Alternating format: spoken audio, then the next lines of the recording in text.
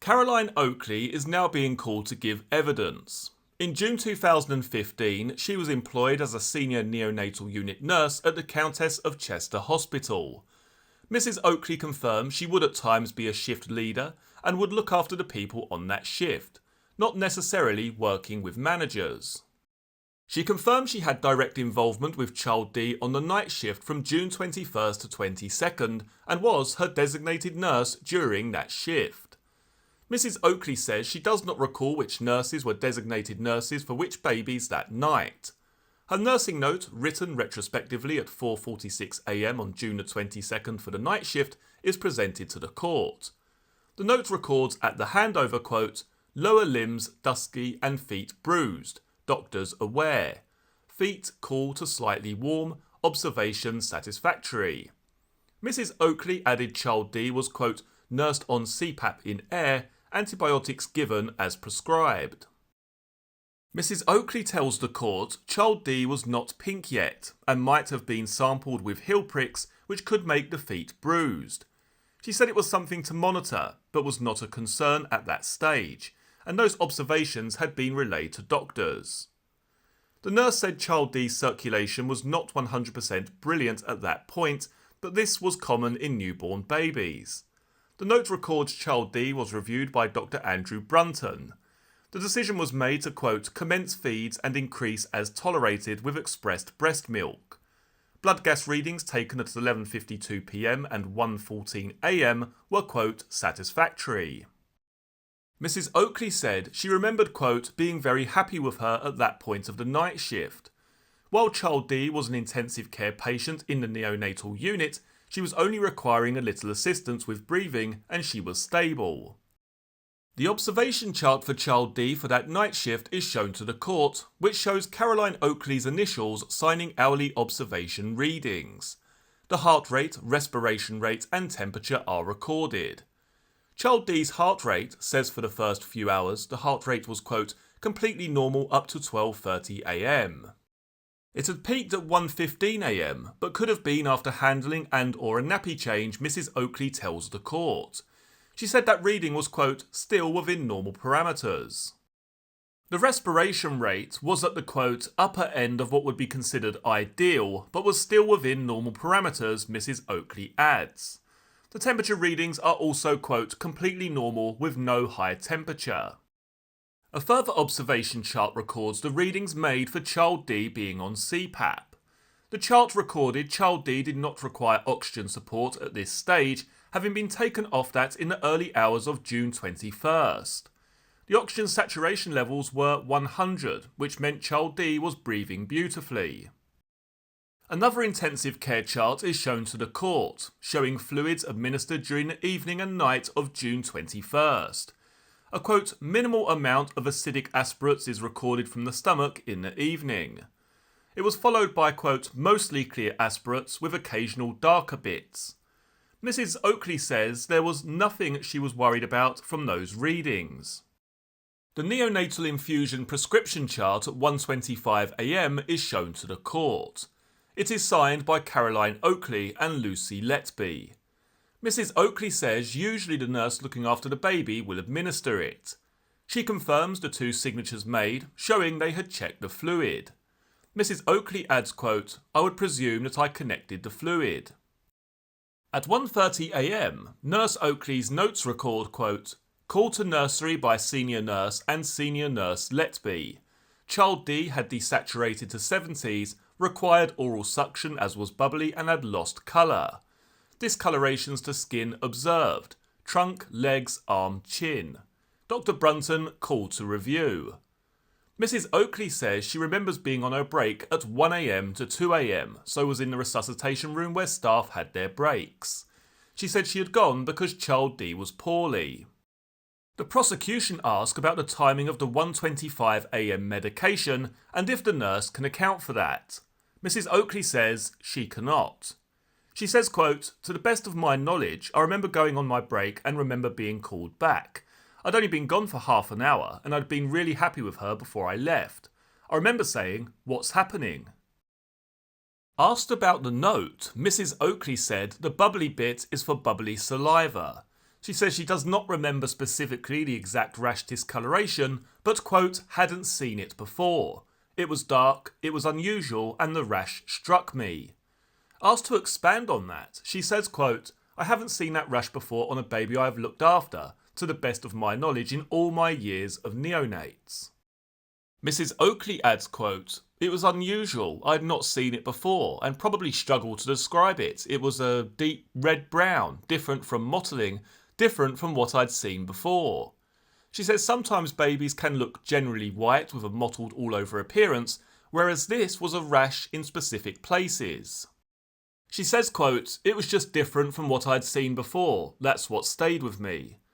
The nursing note adds, quote, saturations to 100 and O2 weaned to air, observations satisfactory. Mrs. Oakley said she couldn't recall who was doing what, but the oxygen was turned up on the CPAP machine and child D responded. The note adds, quote, Dr. Newby called in to review, fluids increased, and a number of drugs and solutions were administered and prescribed. The note adds, quote, discolorations resolved, abdominal x-ray taken, satisfactory. Continue supportive treatment, i.e. antibiotics. Maintain UVC, i.e. don't take it out. Decision to speak to parents later as child D stable and doctors required on paediatrics. Repeat, gas good. Mrs. Oakley confirms the rash-like appearance had, quote, resolved between 1:30 a.m. and after the doctor's review. She says child D had an episode but had responded quickly and normal parameters had resumed within an hour. As child D was very stable again and the doctors were busy, the decision was made to let the parents rest and inform them in the morning. Mrs. Oakley is asked to put into context further observation readings at 2:30 a.m. for child D, which had, quote, returned to normal. She says they would be considered stable. At 1:30 a.m, fluid readings record, quote, nil by mouth at the time for child D, along with, quote, oral secretion ++ for aspirates. The fluids chart also notes what Mrs. Oakley believes is a task carried out for child D by Lucy Letby at 1:05 a.m, which she said would have been noted retrospectively, as Mrs. Oakley would have started her break at this time. Nurse Oakley's nursing notes add, 3 a.m, child D crying and desaturated again to 70s. Commenced on 100% O2 via CPAP and picked up well, but skin discoloured again but less than previously. Dr. Brunton called to review. Take off NCPAP, further fluid bolus and gas. 1 hour cares attended to. Passed urine and passed meconium. Mrs. Oakley says she cannot recall the events around this collapse and says her memory of it is limited to that of her notes. A nursing note of drug infusion, which Mrs. Oakley says the doctors believed child D would need more fluid on board, is noted at 3:20 a.m. The fluid chart records for 3:30 a.m, quote, restart expressed breast milk 1 ml. The prosecution say the collapses had been of concern to nurses and why the doctors were called. Mrs. Oakley said after the review the doctors were, quote, happy with her and for fluids to continue to be administered. She added child D had passed urine and had a wet nappy, and so she was comfortable in changing her nappy. Quote, if I thought she was unstable, I would have not have chosen to change her nappy. If the baby's unstable, they do not tolerate handling. Even cleaning them could cause them to be unsettled with their heart rate going up. The nurse added, quote, observation satisfactory and child D was handling well. The final observation readings were all in normal parameters at 3:30 a.m. At 3:45 a.m, the nurse noted, quote, monitor alarming, child D desaturated again and stopped breathing. Called senior nurse Letby to help, stimulation given. Use of Neopuff was given at 3:52 p.m. A senior house officer was called to help. Dr. Brunton called to help, resuscitation efforts began. The prosecution asks if Mrs. Oakley has a memory of this. She says she does note it was, quote, just a blur, just very busy. She misbehaved, had gone poorly again, I don't remember specifically. She does not recall if an alarm went off. From her notes, she called Letby to assist. The initial stimulation effort was, the court hears, to tickle the feet, trunk, ears, which can in itself get a baby stimulated enough to start breathing. Mrs. Oakley says she played a part in the resuscitation efforts. Ben Myers KC for Letby's defence is now asking Caroline Oakley questions. He asks if she was aware of the increased mortality rates between June 2015 and July 2016, and in a police statement said it was, quote, a busy and stressful time. Mrs. Oakley agrees. He asks whether that was from increased admissions to the neonatal unit. She replied, there were a lot of babies. She said she couldn't say it was an increase and would have to see the statistics. Asked if there were an increased number of acutely poorly babies, Mrs. Oakley replies, I'm not sure. I worked there a long time. We used to take a lot of 24-weekers when I started over 20 years prior. I remember midwives bringing babies in when we were busy. She says she does not remember the unit being unduly short-staffed. Mr. Myers suggests that at times of crisis they had the staff they required. Nurse Oakley replied, yes, as they would be called from other patients. Mr. Myers replied, but maybe at other times you didn't have as many staff as you needed. Nurse Oakley replied, I'm not sure. He refers to child D as an intensive care baby. Mrs. Oakley says she wasn't a poorly intensive care baby as she wasn't on ventilator support. She says child D was, however, classified as an intensive care baby. The chart showing Mrs. Oakley looking after child D in room 1 and a baby in room 2. He says intensive care babies require one-to-one support. She replied, ideally, yes. He says the fact Mrs. Oakley was looking after another baby too that night fell outside the guidelines. That isn't in the guidelines, is it? Mrs. Oakley replied, strictly speaking, no, but it does happen. Mr. Myers asks, it's important that with babies like child D you remain vigilant as they can deteriorate quite suddenly, can't they? Mrs. Oakley replied, they can, yes. Mr. Myers asks if Mrs. Oakley was aware that child D had been on a ventilator until the early hours of June 21st. She says she only knows that from the medical notes. Ben Myers KC for the defence is continuing to ask Nurse Caroline Oakley questions. He asks if she knew there had been a delay in giving child D antibiotics after birth. She says she cannot remember but can see from the notes. Mr. Myers refers to a nursing note from June 21st during the day that there were signs of respiratory acidosis after extubation. Mrs. Oakley says she cannot remember that note, but she would have been told about it during the shift handover. Mr. Myers refers to the note continuing with, quote, blood gas repeated 2 hours later showed a further deterioration with increasing metabolic acidosis. He asks whether she would have been informed of this. Mrs. Oakley replied, I'm sure it would have been mentioned at the handover, yes. Mr. Myers asks about the attempt to take child D off CPAP at 7:15 p.m, but child D began shallow breathing again so was put back on CPAP. He said, quote, what we have is a baby who has been struggling to breathe unaided throughout the day. Mrs. Oakley replied, yes. Mr. Myers says there are warning signs she was not in an optimal state, an indication she was unwell. Mrs. Oakley replied, if she needs help with her breathing, yes. The observation chart is shown for child D for the night shift again to the court.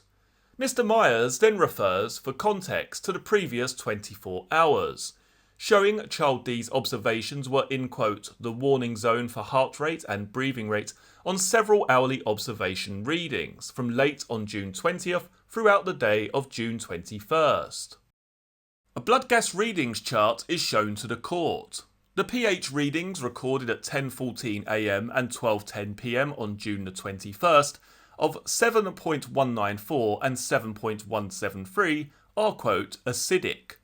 Mrs. Oakley agrees.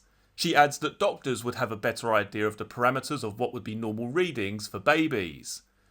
Mr. Myers, referring to other readings, says the situation is not as good at 11:52 pm as it was at the reading from 6:44 pm.